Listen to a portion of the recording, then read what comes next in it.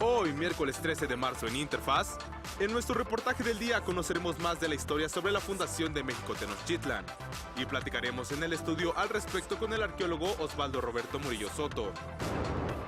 Marzo es el mes de la mujer, por lo que conoceremos en vivo todos los detalles de la vida y trayectoria de Mariel Hawley Dávila, nadadora de aguas profundas. También te contamos sobre Jacqueline Naranjo Bravo, una joven que combina los laboratorios de química con el emparrillado.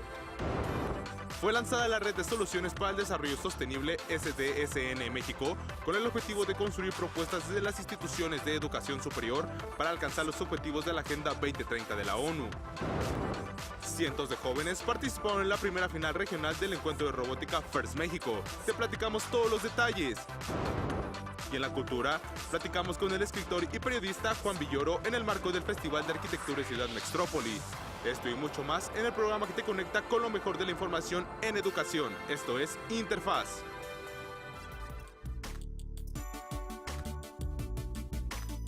Qué gusto saludarlos esta mitad de semana, iniciar un nuevo programa de Interfaz con todos ustedes y como siempre, como todas las mañanas, con interesantes temas que involucran, por supuesto, la parte educativa, el desarrollo de la educación en nuestro país y, por supuesto, las diversas aristas que tienen que ver con la educación en nuestra sociedad. Así que, pues, estamos muy contentos de iniciar esta mitad de semana con todos ustedes y, por supuesto, muy contento, Ana Cristina, de verte esta mañana otra vez. Así es, Omar, siempre es un placer y, sobre todo, como bien lo dijiste, darle la bienvenida a todas las amigas y amigos de la Agencia Informativa de Educación de México, de Televisión Educativa, a este programa que es su interfaz con el mundo de la educación, el conocimiento, la ciencia, la tecnología, la cultura, el arte y el deporte. No se pierdan este interesantísimo programa. También saludamos con mucho gusto a Griselda Yebra, quien nos permite comunicarnos con ustedes a través de la lengua de señas mexicana. Bienvenidos.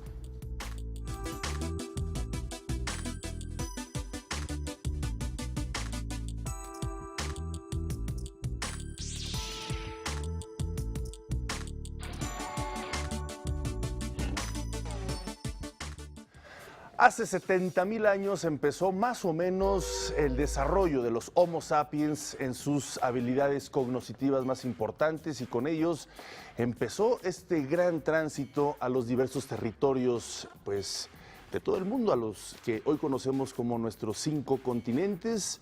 Empezó el desarrollo y una etapa muy importante dentro de la historia de la humanidad. Son etapas que aún nos falta mucho por comprender, hay muy pocas señales de cómo fueron sus formas de vida, cómo fueron sus organizaciones, en pequeñas sociedades, por supuesto, nada que ver con las sociedades que conocemos, pero las habilidades cognitivas, la forma de pensar, la forma de imaginar, fue permitiendo y fue haciendo precisamente que las sociedades se fueran consolidando con el paso de los siglos.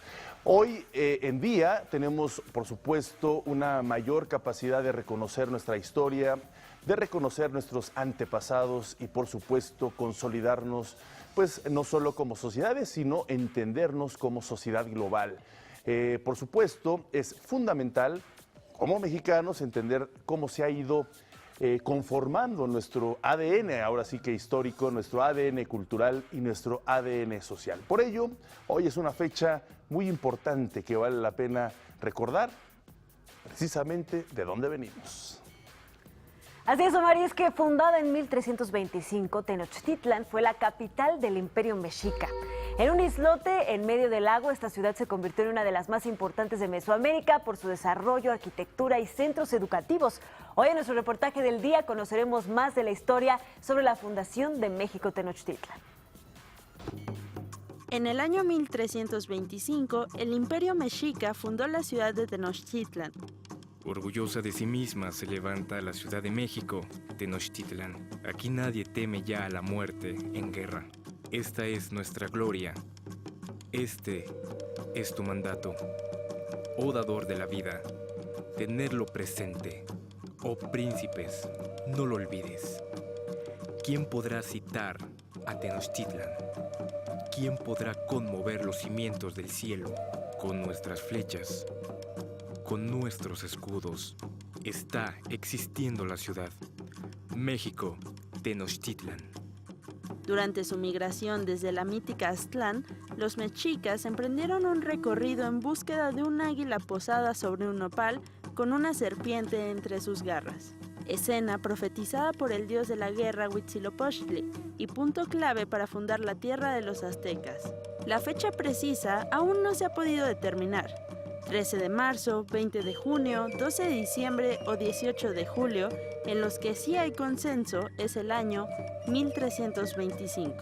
Esto es lo que queda en las tradiciones, digamos, de ellos, pero la realidad es que fue un proceso de muchos años en los que también hay muchos datos que nos hablan sobre una especie de asentamiento parcial del grupo, ¿no?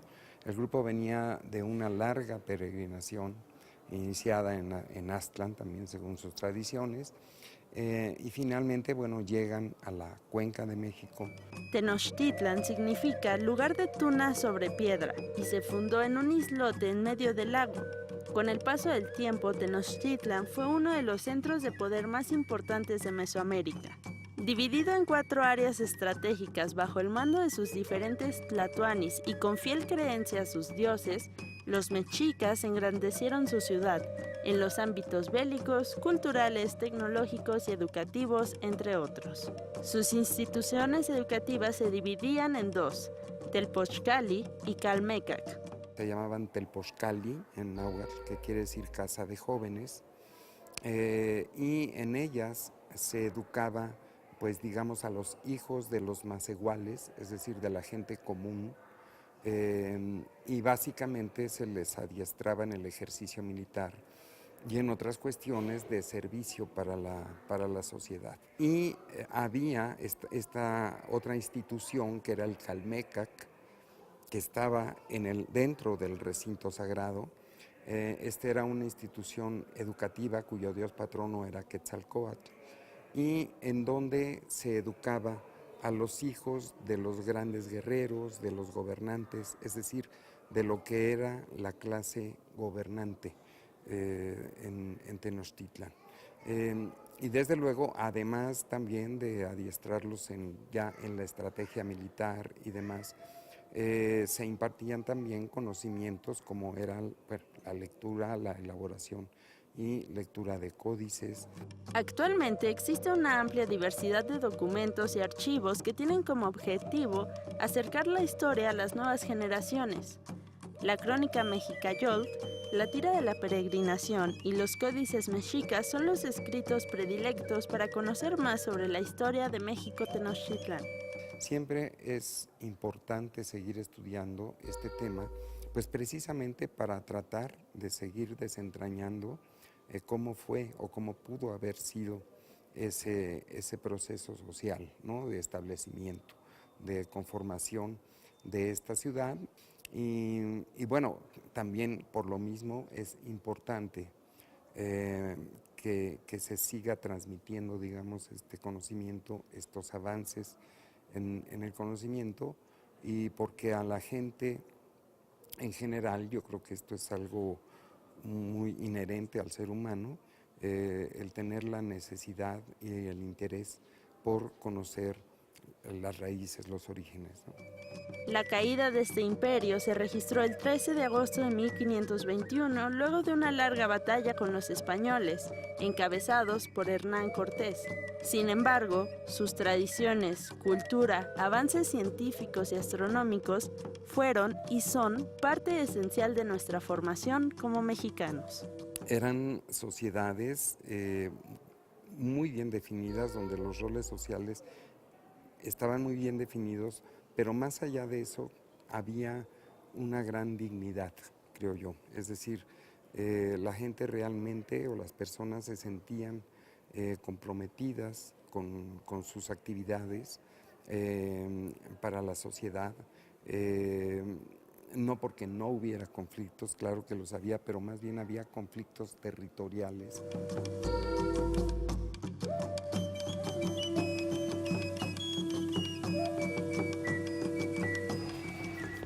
Vamos a hacer una brevísima pausa, regresamos. Esto es Interfaz, una interesante entrevista precisamente para profundizar sobre este tema.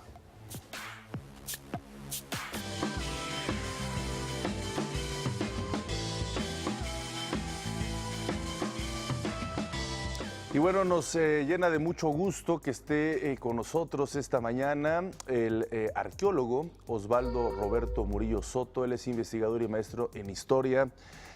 Pues Osvaldo, gracias por acompañarnos. Creo que pues es un tema que a todos nos apasiona y quién mejor que tú para podernos dar otro tipo de percepciones, ¿no?, sobre pues estos orígenes finalmente de gran parte de los mexicanos.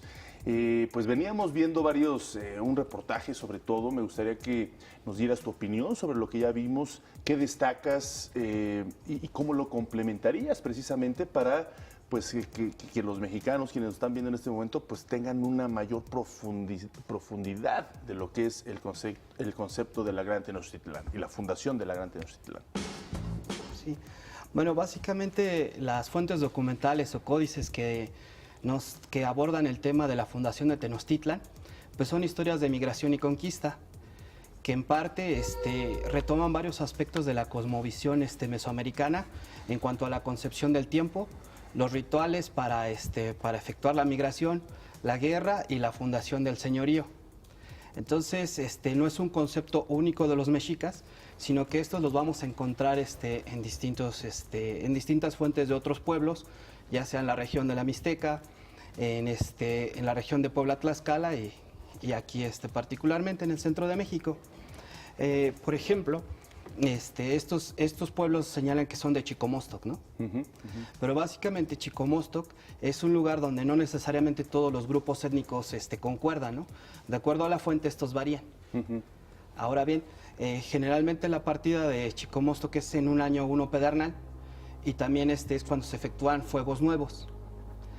Pero en correlación a los códices que dan pauta para los rituales, es el periodo cuando también se efectúan rituales para las deidades estelares que dan inicio a la guerra sagrada, ¿no? Correcto. O sea, son historias para fundar señoríos, entonces siguen todos estos arquetipos discursivos, sí. Y por ende no podemos tomar tal como una fuente como la original o la verdadera, porque cada una se va a adecuar a las necesidades o intereses del grupo que las creó. Claro.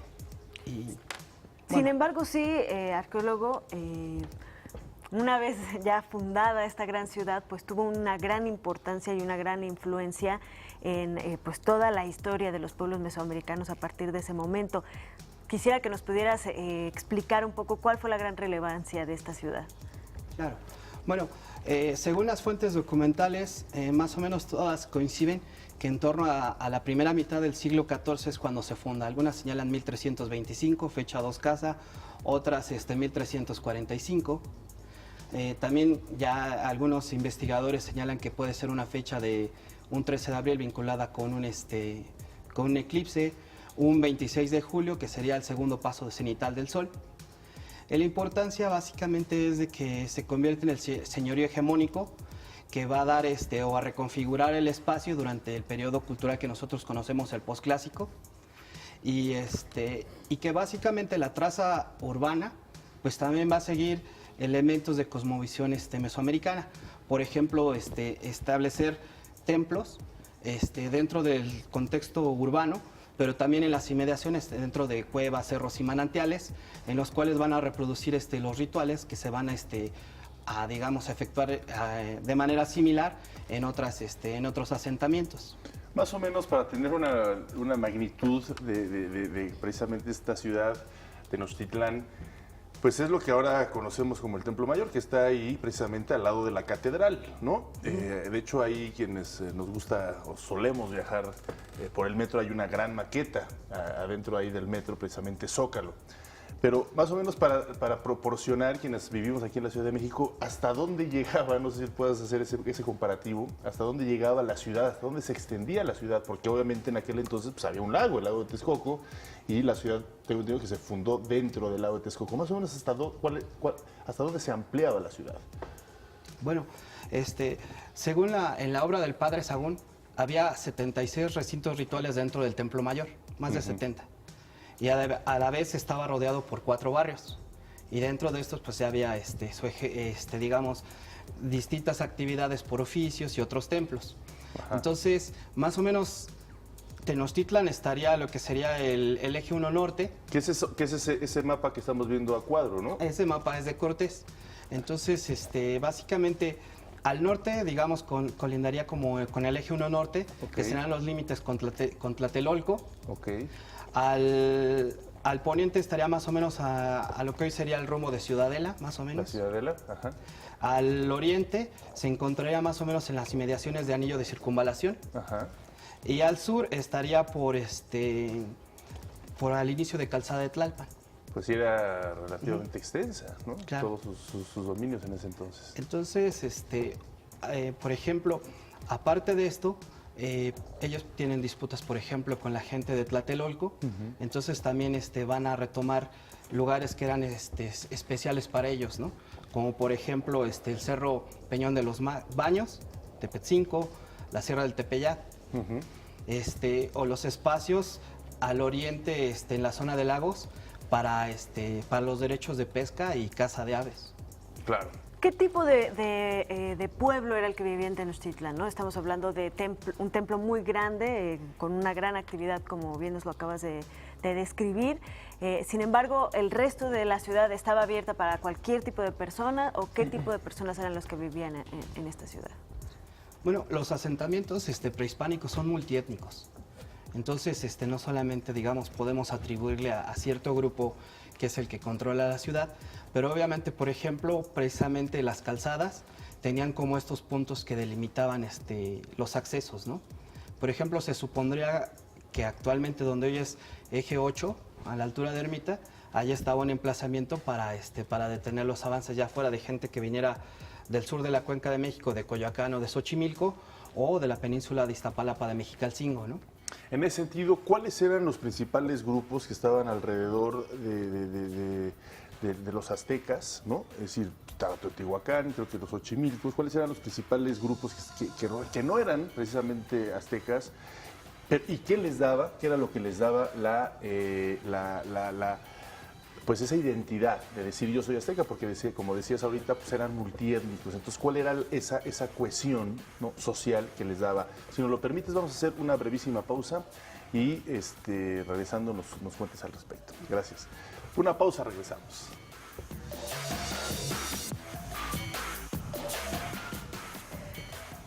Qué bueno que siguen con nosotros en Interfaz, porque bueno, aunque existen varias fechas que se consideran como aquella del inicio de la fundación de Tenochtitlan, hoy estamos festejando la fundación de esta gran ciudad que le ha dado mucha de la identidad a México y por supuesto que nos enriquece de historia, y tenemos aquí con nosotros al arqueólogo Osvaldo Roberto Murillo Soto, investigador y maestro en historia.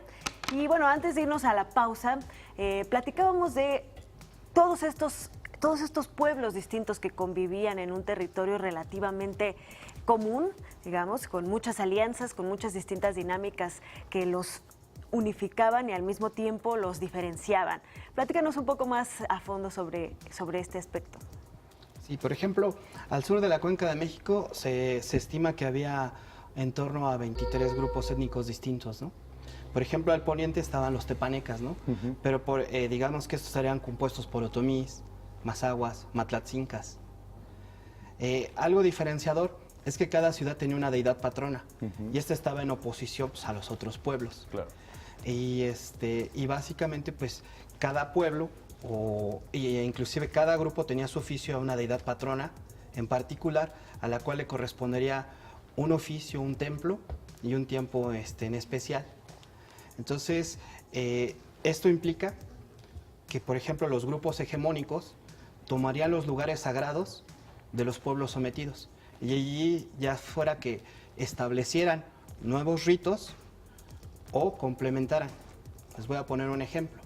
En la conquista de Chalco, Amecameca, se dice que era un templo dedicado a Chalchitlicue. Pero entonces el grupo hegemónico establece un culto a su deidad patrona, que es un Tezcatlipoca que se conoce como Chalchitotoli. Pero desde la perspectiva de calendario, ambas deidades se veneran un día, uno agua. Entonces, ritualmente te da pauta para que establezcas un rito a las dos deidades, ¿no? Y un culto. Cholula. Por ejemplo, en el mapa de Contincha nos marca una fecha 7 flor. Cholula es una ciudad dedicada al culto a Quetzalcóatl. Quetzalcóatl se venera en las fiestas 7 Flor, pero también la deidad que digamos que guía la migración de la gente de Cuautinchan es Mixcoatl, que también tiene un nombre calendárico 7 Flor. Entonces, otra vez de pauta para que haya rituales. De Hablando de Cholula, que es una ciudad hermosa, llena de iglesias precisamente, acabo de estar hace poco, supongo que también era un esplendoroso sitio prehispánico. Sí, sí, nada más que obviamente Cholula padece 2 erupciones plinianas del Popocatépetl. La primera del año 100 y otra en el año 800. Y a diferencia de Teotihuacán, Cholula continúa como siendo este gran centro religioso. Claro. Ahora bien, particularmente el caso de Tenochtitlan que estábamos comentando, Sí. que ellos, por ejemplo, retoman las propiedades de Tlatelolco, entonces van a ser suyos lugares vinculados a las deidades del agua y de los cerros. O sea, las deidades del agua y los cerros evocan el espacio y por ende, si tú controlas su culto, controlas todo el espacio. Claro. Entonces, Por ejemplo, en la ordenanza del señor Cuauhtémoc vamos a encontrar Tepetzinco, Poyautlán, Pantitlán y el Cerro del Guerrero, que son lugares donde tú vas a venerar a estas deidades del agua, porque te estás también convirtiendo como el nuevo dueño del maíz, auspiciado bajo estos pueblos. claro. Por ejemplo, en la región de Chalco, cuando ellos someten a la Confederación Chalca, ponen su mojonera y establecen como lugar de culto el Cerro Cocotitlán. Yo quisiera preguntar, me surge la duda, ¿por qué es Tenochtitlan y la fundación de esta ciudad, ¿no? Esta historia, este mito del águila devorando a la serpiente, etcétera, la que ha permeado tanto y nos ha marcado y nos ha dado tanta identidad como mexicanos y no de otras ciudades que pudieron haber sido igual de importantes que esta ciudad? Pues tal vez porque en parte esto tiene que ver con la construcción del Estado o Nación mexicano, ¿no? Del siglo XIX, y siendo esta la gran capital económica de su momento, ¿no?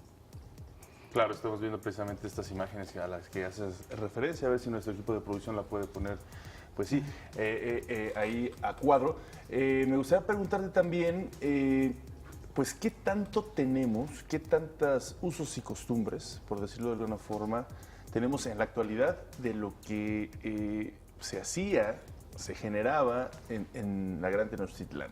Digo, pues obviamente los dioses prácticamente, en ese sentido, pues prácticamente, hasta donde tengo entendido, no sé si hayan grupos actualmente que sigan brindándole tributo a esos dioses, pero ¿qué tenemos en la actualidad que había en ese entonces? Pero Pues, definitivamente sí, este fenómeno que nos comentabas es muy parecido al que usaron los españoles, ¿no? De sobreponer un dios a otro y así lograron esta conquista religiosa, ¿no? Sí. Pues un elemento que es muy común es que nuestro español retoma muchas palabras del náhuatl. Por ejemplo. Entonces eso es muy característico, sobre todo del centro de México, ¿no? Sí, sí, sí, sí. Otro elemento particular pues es la cocina, aun cuando se ha ido perdiendo pues el consumo de aves o de productos acuáticos, ¿no? Aún más, por ejemplo, cuando por ejemplo actualmente Xochimilco ha perdido, digamos, la limpieza de sus aguas, ¿no? Claro. Ya se deja de un lado el cultivo de verduras, ahora se ponen flores y ya no es tan recomendable consumir ciertos productos porque te puedes enfermar, ¿no? Claro. Los utensilios. Los utensilios en algunos lados, por ejemplo en el Peñón de los Baños, aún algunas casas conservan los utensilios para la caza de aves. Pues arqueólogo Osvaldo, obviamente pues existe muchísimo literatura, material, etcétera, pero siempre es bueno tener una recomendación para acercarse a este tipo de temas. Bueno, yo nada más por último, si me permiten, Sí, por serían favor. los lugares de peregrinación. Por ejemplo, el Tepeyac, en este espacio se veneraban las diosas de la guerra tlatelolcas, ¿no? Entonces son lugares que, digamos, se establecen como con una nueva religiosidad que se va adecuando a través de los siglos, pero que muchos de estos espacios forman parte de una religiosidad más antigua, Ok. pero con nuevos matices, ¿no? Muy interesante esto. Bueno, pues te agradecemos muchísimo, arqueólogo Osvaldo. Pues yo creo que la recomendación inicial es que vayan al Templo Mayor, que se metan ahí al museo, que se cuestionen, pregunten, evalúen, y también pues seguramente en el Museo Nacional de Antropología habrá una importante explicación al respecto. Gracias por acompañarnos, un gusto. Gracias. Vamos a hacer una pausa. Cuando regresemos tenemos otra entrevista con una mujer muy interesante, atleta exitosa, que además ha comprometido sus logros deportivos con otros aspectos de la salud. Regresamos.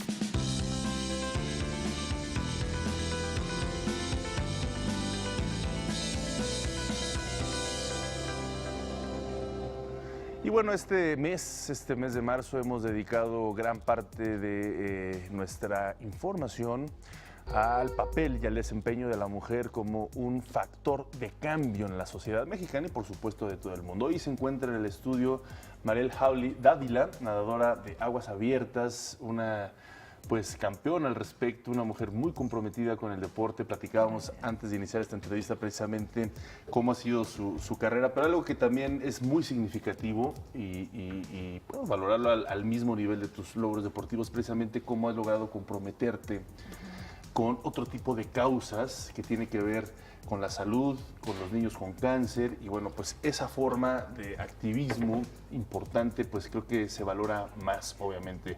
Gracias por estar con nosotros. Es un placer que estés con nosotros en el estudio, Mariel. Al contrario, muchas gracias, Ana Cristina, Omar. Pues les agradezco la invitación y aquí estoy. Gracias. Pues de entrada cuéntanos, ¿cómo fue ese vínculo entre tus actividades deportivas y precisamente de repente comprometerte con otro tipo de causas como en este caso con los chicos? Mira, tuve un papá espectacular que fue cirujano plástico del Instituto Mexicano del Seguro Social, cirujano reconstructivo. Cuando se jubila como médico cirujano en el Seguro Social, lo invitan a participar en programas de cirugías para niños con labio y paladar hendido. Y entonces, de alguna manera, es mi primer acercamiento a este padecimiento y me queda claro el cambio que hay en la vida de un niño y de su familia antes y después. Y cuando de alguna manera empiezo a tener eventos deportivos, básicamente nados en aguas abiertas, pues me gusta la idea de pensar que mi esfuerzo en el agua se transforme en algo más, que de esta manera pueda poner un granito de arena para contribuir en la sonrisa, pues en este caso de niños con labio y paladar hendido. Y bueno, la vida me ha ido llevando por diferentes lugares y en algún momento también nadé para apoyar a niños con cáncer, una forma de apoyar a familias que pues de alguna manera estaban pasando por una situación que pasamos en mi familia. Posteriormente nadé en un proyecto que tuvo como beneficio apoyar a migrantes a través del Centro Colibrí para los Derechos Humanos. El año pasado nadé para apoyar a mujeres encarceladas por delitos menores que de alguna manera pues merecen una nueva oportunidad. La vida, yo digo que la vida siempre nos da una nueva oportunidad. Claro. Y este año estoy a punto de viajar a Nueva Zelanda para intentar nadar el estrecho de Cook, que sería el 7º mar de este proyecto de Ocean 7 o 7 mares. Ya, digamos, completé 6 de los 7, me falta el estrecho de Cook y la idea es reactivar el proyecto de Quiero Sonreír para cirugías para niños con labio y paladar hendido. Mariel, eres una verdadera inspiración, un ejemplo para las mujeres, para las niñas. A mí me gustaría, si te parece bien, regresar un poco y que nos cuentes cómo te involucraste en el deporte y sobre todo en ese tipo de deportes que pues es muy difícil ver mujeres ahí.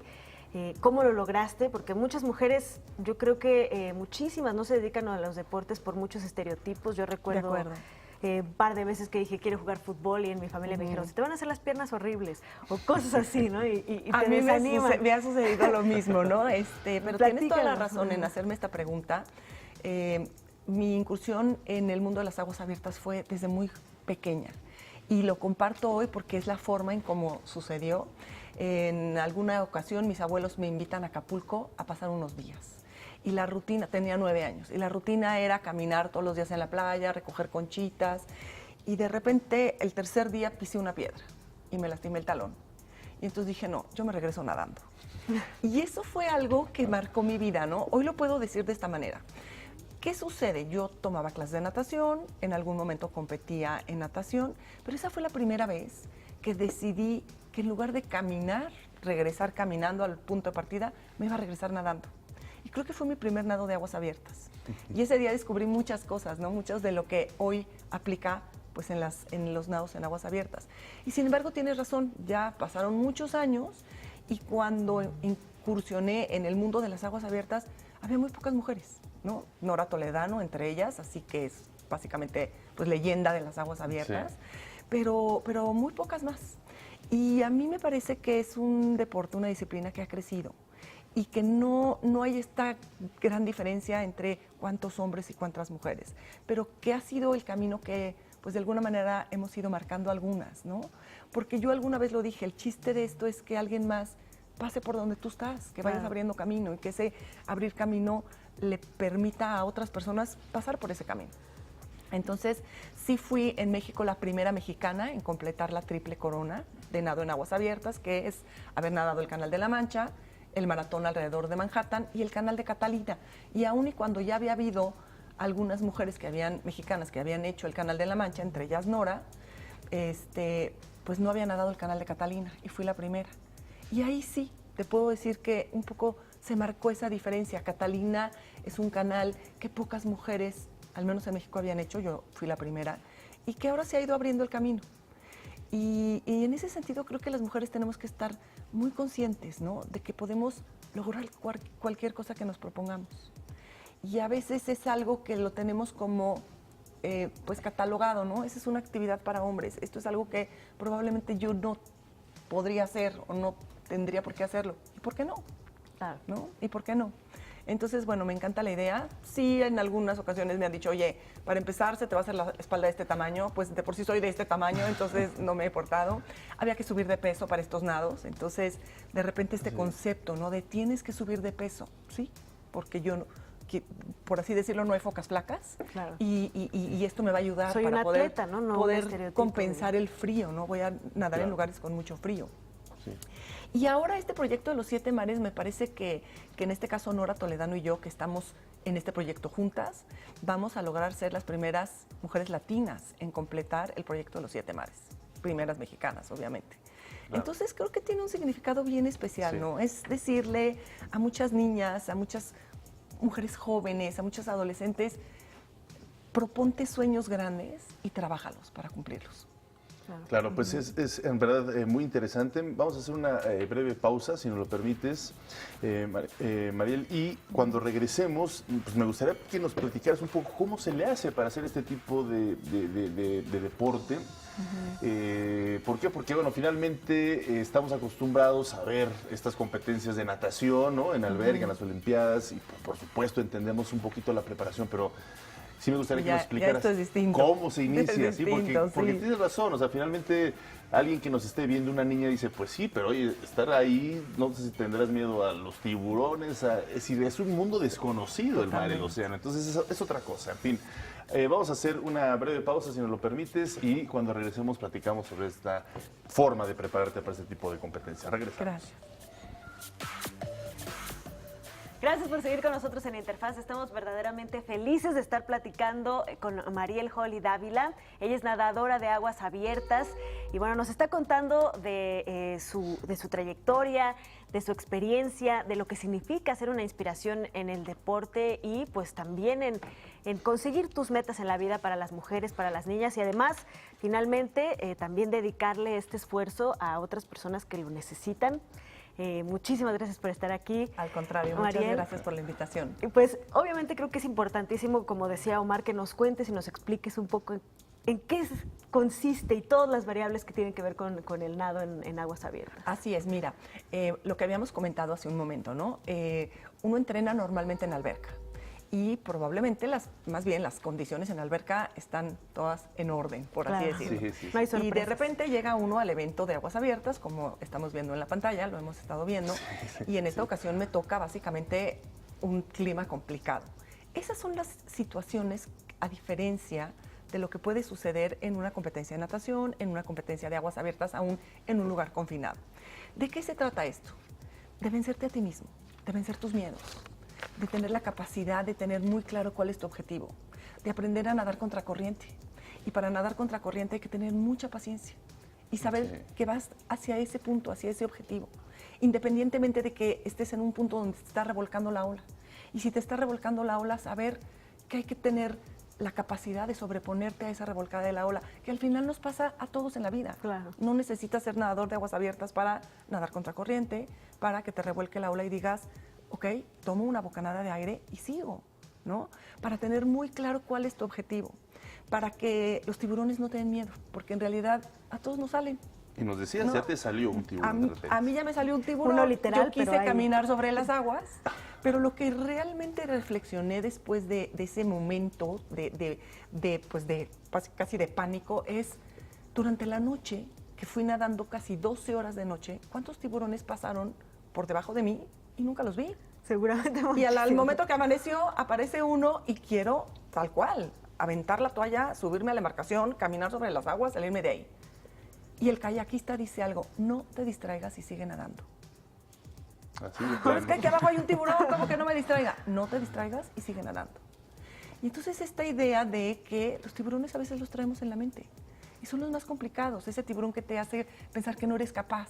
Ese tiburón que de repente traemos las mujeres, ¿no? De que pues eres mujer, no eres capaz, no vas a tener la posibilidad. No. O sea, saca ese tiburón de tu cabeza. Y en ese sentido creo que mucho de lo que significa un nado en aguas abiertas tiene que ver con lo que somos, con lo que estamos hechos, ¿no? Esa madera que tenemos los seres humanos de sobreponernos, de seguir dando brazadas, de que tus brazadas te lleven a ese lugar al que quieres llegar, a realizar tus sueños. Y que implica esfuerzo, dedicación, constancia, trabajo, responsabilidad, compromiso, tal cual. En ese ¿no? sentido me gustaría preguntarte, ¿qué estudiaste y qué tan importante han sido los estudios precisamente para lograr este tipo de metas pues en el deporte? Soy abogada y de alguna manera el tener una carrera profesional me ha llevado a tener una visión más amplia, ¿no? A tener a lo mejor distintas oportunidades de trabajo. Y hoy te puedo decir que mi trabajo presido Queremos Mexicanos Activos, una organización de la sociedad civil encaminada a fomentar actividad física como parte integral de la vida de una persona, claro, como parte integral de la salud. Claro. ¿No? Y a lo mejor está alejado de lo que fue mi preparación académica, pero también esto me llevó a hoy poder ser congruente mi trabajo con mi actividad deportiva. ¿En qué sentido? Activémonos todos los mexicanos todos los días para responsabilizarnos de nuestra salud. Claro. Tener actividad física como parte integral de nuestra rutina significa una forma y una herramienta muy poderosa para preservar salud y para prevenir enfermedades, por una parte. Claro. Por otro lado, el tener actividad física nos aliviana, ¿no? Nos aliviana en peso, nos aliviana acá en estrés. Claro. Entonces, el tener una carrera profesional me permite tener esta visión de hacia dónde quiero ir, ¿no? Y entonces hay mujeres que me dicen, oye, pero es que yo quiero estudiar una carrera complicadísima. Estúdiala. Probablemente la vida te lleve a otros lados, pero ten la preparación, no te des por vencida en el camino, no lo abandones, por así decirlo. Claro, ¿no? Pues. Y por otro lado, tengo escritos 2 libros, Días Azules, que en alguna ocasión compartí, y un nuevo libro que se llama Corazón de Mar. Y Corazón de Mar tiene que ver con una tormenta que me pasó en la vida y que cuando voy nadando en medio de la tormenta me doy cuenta que en el fondo del mar está en paz. Y me sorprende muchísimo que cuando giro mi cabeza a respirar, y es básicamente en este momento, en las escenas que estamos viendo, cuando giro mi cabeza a respirar están las nubes acumulando, el oleaje está complicado, no estoy llegando a mi meta, me piden que me salga del agua porque no estoy llegando a ningún lado, porque además estoy poniendo en peligro a la tripulación y a la embarcación. Claro. No nada más es que las personas estén cuidando de mí, sino el yo estar en el agua genera que estoy poniendo en peligro a los demás.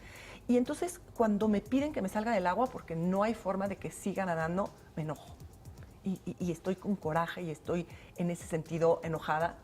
Y me salgo del agua, pero con esta idea de que el fondo del mar está en paz. Y eso digo, para todas las tormentas de mi vida, quiero un corazón como el corazón del mar. Segunda oportunidad, nueva oportunidad, con Nora Toledano, el mismo lugar, Estrecho de Tsugaru, en Japón. Fuimos el año pasado, exacto, hicimos récord femenil, récord mundial femenil, en el cruce al Estrecho de Tsugaru, después de que 2 años antes a mí me sacan del agua y me dicen, olvídalo. 2 años después, la vida te da siempre una nueva oportunidad y cuando voy con Nora, nadamos juntas y hacemos este récord. Qué maravilla, Mariel. ¿Cómo contactamos, cómo seguimos a Queremos Mexicanos Activos? Me encanta que lo hagan y los invito a que de alguna manera me apoyen o nos apoyen a Queremos Mexicanos Activos, esta organización que queremos fomentar actividad física. ¿Por qué? Porque queremos mexicanos sanos. Queremos mexicanos activos porque queremos mexicanos sanos, porque estamos convencidos de esta parte fundamental en la vida de cada persona, más allá de una disciplina deportiva. Tener actividad física como parte integral de nuestro día. para preservar salud, prevenir enfermedades, www.queremosmexicanosactivos.org. En todas las redes sociales, Mexicanos Activos, Twitter, Facebook, Instagram, etc. Perfecto. Bueno, pues muchísimas gracias por acompañarnos, Mariel. Un placer, un honor tenerte aquí. Un ejemplo que seguramente estará impactando en muchos, sobre todo, bueno, por supuesto a toda la población de todas las edades, pero que también tenga un impacto directo en los niños. Bajo estos conceptos que estás manejando. Muchísimas Algunas gracias. de las escenas rápidamente que pasaron fue de un evento donde una muñeca de alguna manera hizo pues un reconocimiento a una nadadora de aguas abiertas, una muñeca que de repente tiene un estereotipo de que es así como la mujer perfecta físicamente hablando. Y de repente me sorprendió porque se acercan conmigo y me dicen, Mariel, queremos hacer, pues si no una muñeca que sea la nadadora de aguas abiertas, sí esta unión. Y entonces es un poco lo que decíamos hace rato, ¿no? Que nosotros vayamos generando cambios en el mundo, ¿no? Ese concepto que había de cómo era la muñeca perfecta, la imagen perfecta, de repente cambia. Cambia a lo que pues, nosotros soñemos y logremos. Muy bien. Muchísimas gracias. Muchísimas gracias, Mariel. Gracias. Una pausa, regresamos.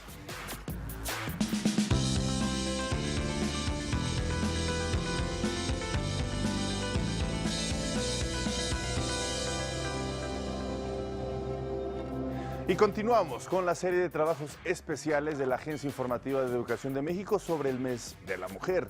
En esta ocasión vamos a conocer a Jacqueline Naranjo Bravo. Es una joven que combina los laboratorios de química con el emparrillado, con el fútbol americano. Ser inquieta desde pequeña era una de sus características y con el paso del tiempo, la disciplina y la tenacidad se convirtieron en sus principales cualidades. Su nombre es Jacqueline Naranjo Bravo, una joven de 24 años que ha roto barreras y que a su corta edad ha dejado en claro que la vida deportiva y la académica son dos caminos que deben cruzarse. Por las mañanas, su día transcurre al interior de los laboratorios. Bueno, de formación soy químico, bacteriólogo, parasitólogo, egresada de la Escuela Nacional de Ciencias Biológicas y recientemente concluí una maestría en biomedicina y biotecnología molecular aquí mismo en la Escuela Nacional de Ciencias Biológicas. Y por las noches, su pasión se encuentra bajo un casco y la utilería como jugadora de fútbol americano. Definitivamente mi primera pasión siempre fue la investigación, la mejora de técnicas de diagnóstico, de tratamientos, y creo que un deporte como el fútbol americano requiere la misma entrega y la misma pasión que la ciencia. Dos pasiones que la vida se encargó de mostrarle y que ella ha sabido desarrollar. El desempeño en la vida profesional comenzó, creo yo, como una necesidad laboral. Y fue poco a poco convirtiéndose ya en un reto personal. Y algo similar sucedió con el deporte, el hecho de que las mujeres nos abramos paso en en todas las disciplinas, pero en un deporte como es el fútbol americano, que había sido gobernado por los hombres, es un logro impresionante de la mujer mexicana. Los retos para Jacqueline se presentan tanto en el ámbito profesional como en el deportivo. El hecho de estar frente a un auditorio donde todos tienen un cierto grado de experticia respecto al tema que quizá estoy trabajando o estoy presentando un protocolo, genera la misma adrenalina que me genera el estar con el balón en la mano a punto de sacarlo y que sé que la chica que está enfrente de mí va a tirar a matar en cuanto yo lo saque. Genera una adrenalina muy similar. Combinar sus dos pasiones no es fácil, pero como estudiante y atleta modelo, Jackie recorre escuelas y campos de juego con la misma intensidad. No es fácil y yo creo que para ninguna profesión es fácil. Ahorita pues ya entrenar de 8 a 10 de la noche, ya cuando el cansancio propio del día es lo que gobierna y luego todavía pues internarse en el tráfico de la Ciudad de México, luego todavía llegar a casa, hacer los pendientes y al otro día a las 6, 7 de la mañana salir otra vez a laborar. Es muy, muy, muy pesado, pero vale la pena. Nacida en la Ciudad de México, esta profesional es una muestra de que la escuela y el deporte crean una fórmula ideal para el desarrollo. Al final del día una pasión recuerda a la otra, ¿no? El que pues el dolor físico, el cansancio físico, pues es resultado de un esfuerzo que es dedicado a otra de mis pasiones, que es el fútbol. No hay que dejar ninguna de las dos cosas de lado. Creo que siempre el deporte va a ir aunado a una salud mental y salud emocional que nos va a hacer rendir aún más en cualquiera que sea nuestra profesión. Jacqueline Naranjo, una mujer sin límites, una profesional en el estudio, la academia y en el deporte. No creo que haya límites. El secreto está en saber asignar el tiempo a la cuestión que nos estamos enfocando. No creo que haya límites. Sí, a veces hay que sacrificar muchísimas cosas, hay que sacrificar pues familia, a veces hay que sacrificar pues otros entretenimientos, pero no creo que haya límites.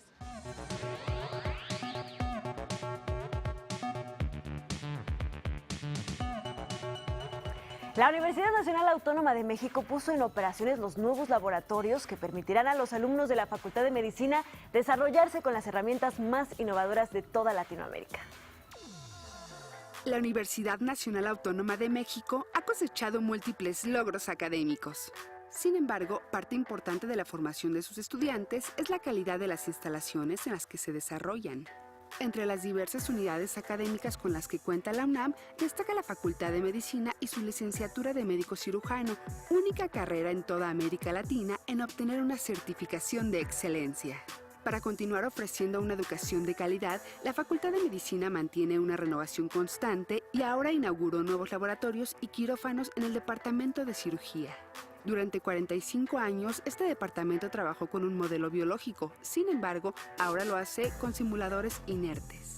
El Departamento de Cirugía cuenta, además de las nuevas instalaciones, con los laboratorios de regeneración tisular y de innovación quirúrgica, área de adiestramiento quirúrgico donde se encuentra un simulador de alta fidelidad, los quirófanos de microcirugía, de educación médica continua, de investigación, así como las salas operatorias 1 y 2 de pregrado.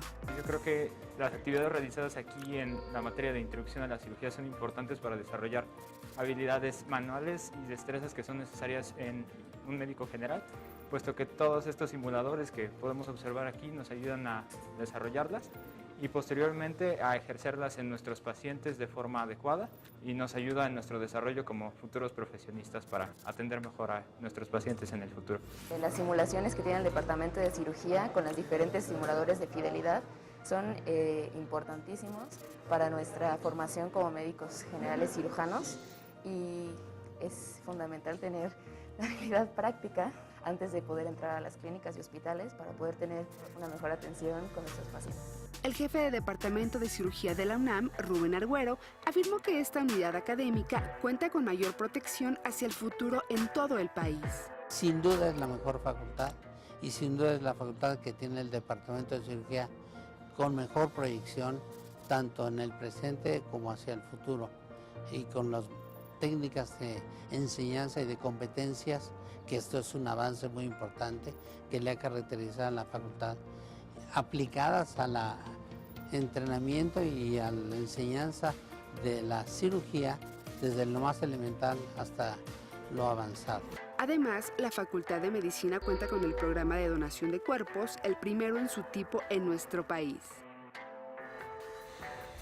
Pues verdaderamente fantástico que la Universidad Nacional Autónoma de México esté utilizando tecnología de punta para capacitar a sus alumnos, sobre todo en esta carrera que, como bien lo mencionabas el otro día, es una de las más prestigiosas de esta universidad, que es, por supuesto, los médicos. Así es, Ana Cristina. Enhorabuena, un fuerte abrazo a toda la comunidad de la UNAM. Vamos a hacer, mientras tanto, una pausa. Regresamos.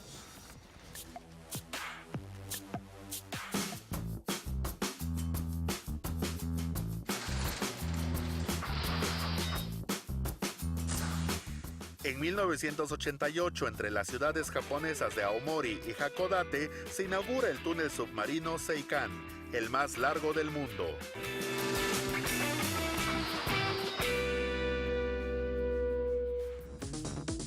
La Dirección General de Televisión Educativa y el Centro de Capacitación Televisiva y Audiovisual convocan a todos los interesados a unirse a los Diplomados 2019. Regístrate en www.televisioneducativa.gov.mx/capacitación. Tienes hasta el 22 de marzo.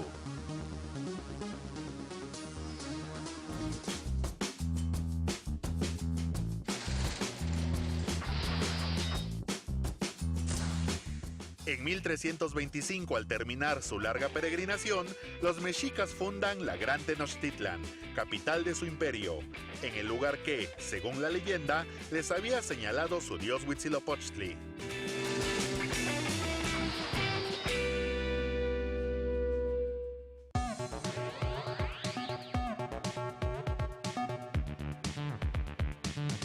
Y cientos de jóvenes participaron en la primera final regional de FIRST México, un encuentro de robótica que busca que los jóvenes participen con proyectos sociales a través de la construcción precisamente de un robot.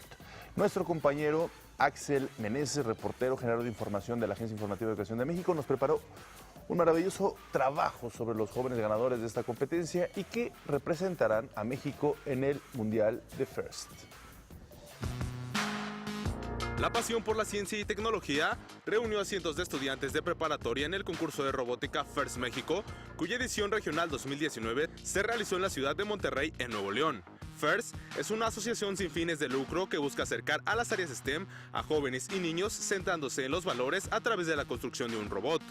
Bárbara Gómez, directora de FIRST México, asegura que los jóvenes participantes en el evento buscan un bien común por la sociedad. A nivel mundial, hace 30 años que nuestro fundador Dean Kamen empezó con FIRST, se juntó con la industria y dijo, necesitamos crear esta visión de que los chavos también quieran ser héroes de ciencia, tecnología, ingeniería y matemáticas. De estos muchachos yo les garantizo que muchísimo más del porcentaje que se puedan imaginar están pensando en cómo aportar a su comunidad, qué hacer por México y siempre ser una parte constructiva de nuestra sociedad.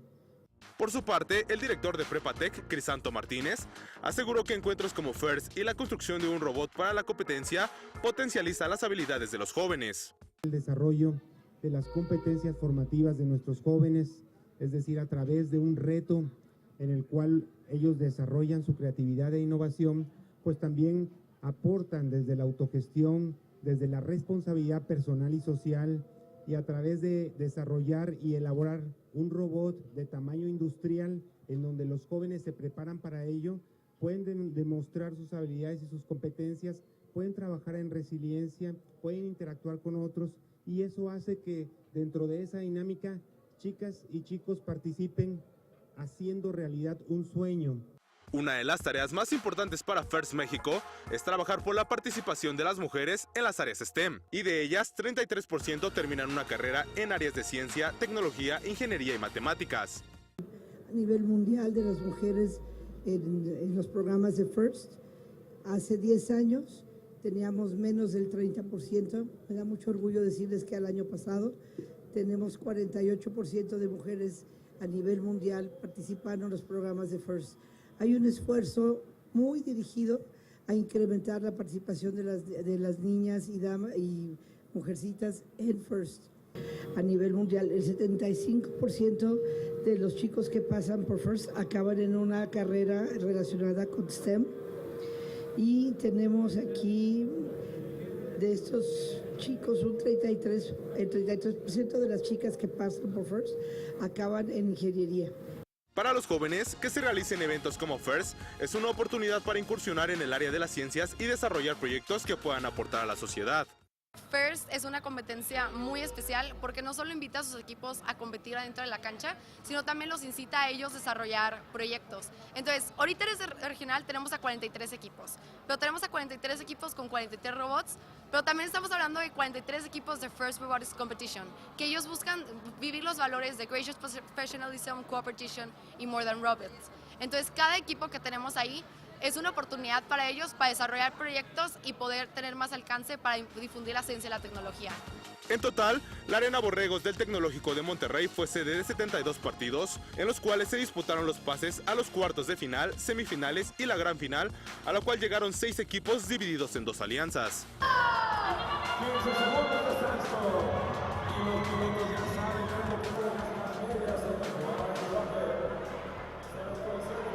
Al final, los triunfadores fueron los equipos de Lambot de San Luis Potosí, Botbuster de Monterrey, Nuevo León y Sigma Robotics de Chihuahua, los cuales obtuvieron su lugar en el Mundial de FIRST.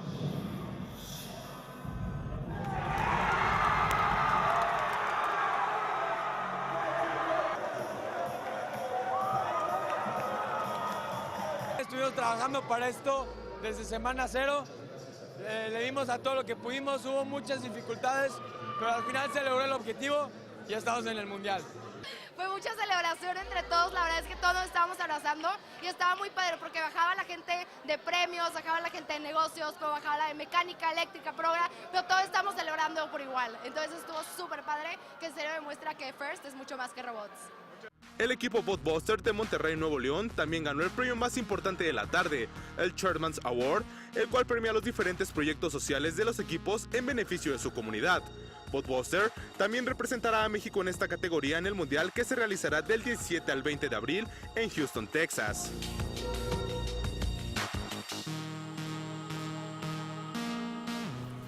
Pues recordemos que los jóvenes mexicanos han tenido extraordinarias participaciones en estos torneos de robótica y no solamente en este de FIRST, que además ya ha venido a México, sino que en muchos otros torneos de robótica como los organizados por la NASA u otras competencias internacionales. Y qué orgullo ver a estos jóvenes, este talento, esta emoción, ¿no? Que no solo cuentan ellos y sus equipos, sino que además la transmiten. Así que, pues el mayor éxito a estos jóvenes que van a competir representando, por supuesto, esta institución educativa, pero también, por supuesto, a nuestro país. Y bueno, pues todo el éxito, estaremos muy al pendiente de a ver cómo les va. Así que bueno, pues ahí está esta importante información que se hizo precisamente desde Monterrey. Vamos a hacer una breve pausa, regresamos.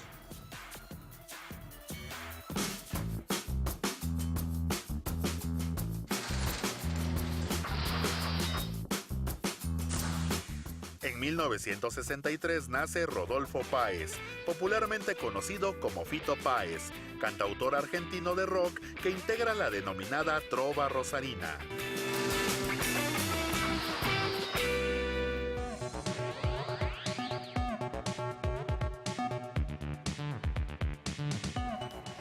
Omar, amigos de Interfaz, pues queremos platicarles una historia muy interesante que conjunta varios elementos. Uno es, por supuesto, el desarrollo científico y tecnológico, espacial, pero también es una historia de cómo la comunidad mexicana se va uniendo, no solamente aquí en nuestro país, sino también aquellos que cruzan las fronteras, que se van hasta los Estados Unidos y que tienen exitosas carreras para poder impulsar a los jóvenes mexicanos. Y es el proyecto AztecSat 1. Este es un satélite, Omar, que está desarrollando la Universidad Popular Autónoma del Estado de Puebla junto con la NASA, pero quienes impulsaron este proyecto dentro de NASA pues fueron mexicanos que pues están ahí haciendo carreras exitosísimas y decidieron hacer todo lo posible para traer a los jóvenes mexicanos a esta industria tan importante. ¿Y quiénes están formando parte de este equipo, Ana Cristina, multidisciplinario? Pues vamos a ver la nota para que nos enteremos de todos los detalles.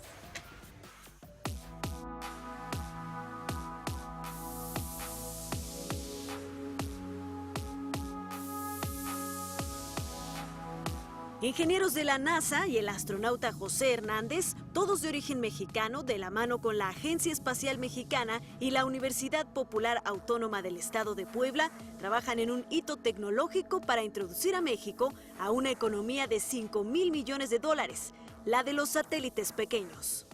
Me contactaron los directores Javier Mendieta y Carlos López y me pidieron que los ayudara, que querían colaborar con NASA. Casi de inmediato Javier me dijo, queremos hacer un satélite pequeño. Yo desde ese momento comencé ya a poner en pie un convenio. El convenio es de mi autoría, yo lo escribí. Me tomó un año para que NASA lo aprobara. Por fin me aprobaron el convenio con la Agencia Espacial Mexicana para este proyecto AztecSat 1. Yo le nombré así por orgulloso de ser mexicano, y no encontrábamos quién aportara los fondos. Este proyecto surge gracias a un trabajo previo que habíamos tenido con José Hernández en el sentido de, y con Charles Galindo, en el sentido de intentar diseñar y construir un satélite para monitorear los volcanes activos de México. Cambiamos la misión del satélite. En lugar de estudiar los volcanes, lo que vamos a hacer es demostrar que es posible la comunicación de los CubeSats con los satélites comerciales y puedan bajar su información a tierra sin necesidad de estaciones terrenas. Este satélite es un CubeSat. ¿Qué es un CubeSat? Es un satélite, mini satélite, que mide 10 por 10 por 10 centímetros, pequeñita, Y este satélite está diseñado para comunicarse con otros satélites que ya están en órbita. Habiendo superado las fases de conceptualización, requerimientos, diseño preliminar y diseño crítico, se alistan para completar las últimas pruebas. Avanzamos a la siguiente etapa, que es la integración y pruebas. La integración y pruebas está pensado en dos fases. La primera fase le entregamos a NASA la integración y pruebas hechas aquí en México, que es ahora en mayo. Y de ahí, si nos aceptan, nos vamos a NASA Ames a hacer pruebas en laboratorio. Cuando lo logremos, que se va a lanzar en octubre de este año, 2019, la universidad sería la primera universidad en lanzar su propio satélite diseñado, construido por estudiantes y maestros y que esté operando en el espacio. La NASA, estamos aportando nosotros personal, tenemos unos 4 asesores, Juan Carlos López, Eddie Uribe, también de descendencia mexicana, nació en Houston, pero su familia es de Monterrey. José Cortés, también de descendencia mexicana, su familia es de Michoacán, y su familia también fueron campesinos. Y yo nací en Jojutla, Morelos, México. Pues yo he traído más que nada mi experiencia como ingeniero de estructuras, entonces estoy asesorando al equipo dentro de los análisis que están haciendo para aprobar el diseño del satélite. Desde un aspecto personal es algo muy gratificante el poder estar trabajando con estudiantes de México y pues también en este proyecto que va a ser el primer nanosatélite mexicano que va a volar a la estación espacial. Bueno, yo empecé mi carrera en NASA Johnson Space Center en Houston, Texas. Empecé trabajando con las piedras lunares. El astronauta José Hernández me robó de NASA Johnson y fui a trabajar en su compañía que se llama Tierra Luna Engineering. Empecé trabajando con estudiantes para coordinar el equipo de la operación de misiones.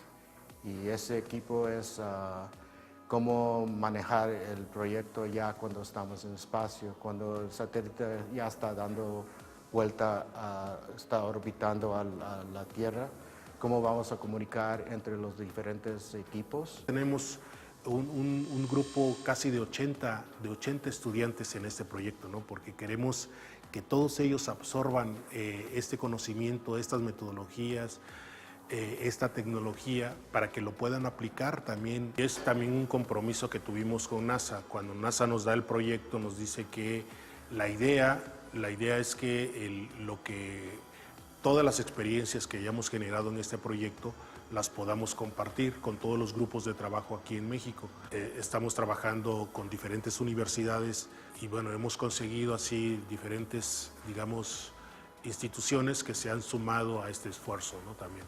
En realidad, el objetivo, la meta son varias. No solamente es construir y diseñar el satélite, ¿verdad?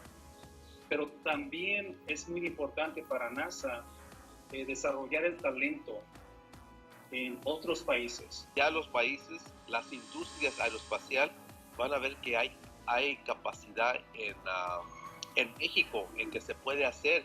Lo importante es que podamos contribuir, ¿no?, al desarrollo de polos de inversión en nuestro país en temas aeroespaciales. Soñamos llegar a los otros planetas y solamente soñando y tratando, estudiando matemáticas, ciencia, ingeniería, esas cosas son muy importantes.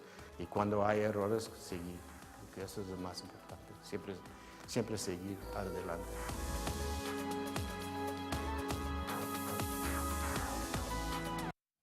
Qué interesante proyecto, Ana Cristina. Felicidades por este gran reportaje, estas entrevistas. Y bueno, vemos el poderío, ¿no?, de los mexicanos en ese sentido. Así es, y lo importante que es pues que se comparta el talento y que unos jalemos a otros. Sí. Y este proyecto es muy interesante porque además Charles Galindo, este científico que salió al final, estuvo viviendo y trabajando 30 años en NASA, luego con José Hernández, y este proyecto ya lo trajo a México de vuelta. Entonces es una recaptura de talentos gracias al desarrollo de la ciencia, la tecnología y nuestros paisanos mexicanos. Pues un fuerte abrazo a Charles Galindo. Una pausa y volvemos, no se vayan.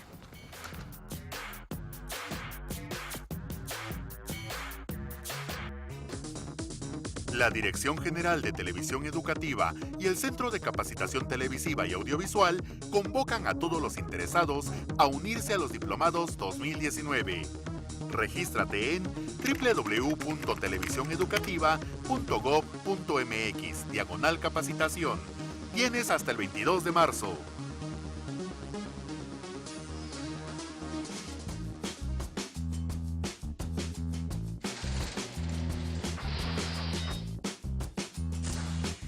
En 1751 nace José Javier Leandro de Baquijano y Carrillo de Córdoba III, conde de Vista Florida, economista, jurista, escritor y político hispano-peruano, y uno de los primeros grandes intelectuales del Virreinato del Perú.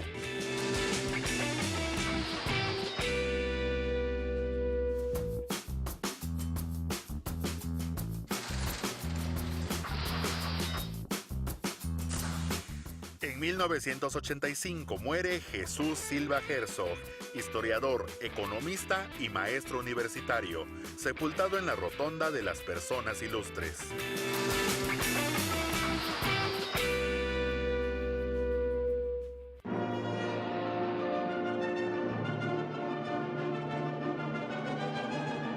Y en el marco del Festival de Arquitectura y Ciudad Mextrópoli, esto que se celebra cada año con una gran, en verdad, forma de análisis, de entender lo que es nuestra arquitectura en la ciudad y de otras partes, el escritor y periodista Juan Villoro invitó a los ciudadanos a recorrer y revalorizar los diferentes sitios de la capital del país y precisamente apreciar su arquitectura, historia y cultura. Ciudadano contemporáneo experimenta la ciudad a partir de sus cambios y de sus destrucciones. Juan Villoro hizo del Festival de Arquitectura Mextrópoli un espacio para la recuperación de la memoria y del sentido mismo de habitar. Todos nosotros, al recorrer una ciudad como esta, practicamos un ejercicio de memoria dependiendo de nuestras experiencias y de nuestras edades, dotando de sentido a cosas que ya no están ahí, pero que pertenecen a nuestra memoria y en esa medida hacen que la ciudad sea más humana, que la ciudad sea más nuestra. La expansión abrumadora y carente de forma desorienta y trastoca la cotidianidad y el sentido de pertenencia de cada uno de nosotros a los lugares. La transmisión del conocimiento es muy importante en las familias, en los barrios y por supuesto en las escuelas. Lugares como Tepito o los 8 barrios de Iztapalapa guardan una relación estrecha entre su gente y sus historias. En otros, sin embargo, la gente vive en el anonimato, desconoce los lugares que habita o aquellos que dieron nombre a sus calles. Nos hace falta una educación ciudadana, pero que tenga que ver con las historias de la ciudad que son fascinantes. La verdad es que son historias de aventuras. Si nosotros pudiéramos entender la ciudad de esta manera, sería muy divertida para los niños y sentirían que la ciudad es más de ellos de lo que realmente es ahora. Villoro considera la Plaza de Santo Domingo como una parada obligatoria para entender la ciudad a partir de la historia, pero también del presente de las estructuras aún de pie. Me parece uno de los mejores lugares para entender la ciudad. La Secretaría de Educación Pública, en donde hay 200 paneles pintados por Diego Rivera. Flanqueada además por el antiguo Palacio de la Inquisición y la antigua Facultad de Medicina, el edificio de la SEP resguarda expresiones artísticas y críticas al poder. Ese es un espacio maravilloso como edificio colonial, pero también como esa modernidad que fue una apropiación de la identidad nacional a principios del siglo XX, después de la Revolución Mexicana. En la plaza están mis colegas, los escritores públicos, que pertenecen a una academia, la Academia de San Juan, y que escriben cartas de amor para novios que tienen más pasión que ortografía, y también ayudan a resolver trámites. En la misma zona está la iglesia barroca de Santo Domingo, en cuya sacristía yace el que para Villoro es el mejor cuadro del virreinato, feminista y religioso. Es un ejército de mujeres, todas armadas de lanzas, demostrando el poderío de la mujer, y al frente están las 3 gracias, fe, esperanza y caridad. Además de este acervo histórico, la ciudad debe tener, de acuerdo con el autor, espacios de invitación. Una ciudad ideal es aquella que puede civilizar y edificar a sus habitantes a partir de permitir y fomentar la convivencia. necesitamos más zonas peatonales, probablemente todo el centro como zona peatonal, necesitamos verdaderos circuitos de bicicleta, no ciclistas que se estén rifando la vida y poniendo en riesgo las de los demás. Para Villoro, una ciudad más humana que permita ser vivida es posible y deberíamos aspirar a ella. Pues muy particular esta opinión de Juan Villoro, pero por supuesto que las ciudades tienen que ser apropiadas por sus habitantes y sus ciudadanos. Y la Ciudad de México sí guarda contrastes constantes, pero sigue siendo encantadora, ¿no? Lo que se dijo alguna vez, una ciudad invivible, pero insustituible. Así es, fantástica. Pues así llegamos al final de esta emisión de Interfaz. Recuerden que los esperamos mañana en esta aventura televisiva por el mundo del conocimiento educativo. Hasta luego. Pasen una excelente mitad de semana.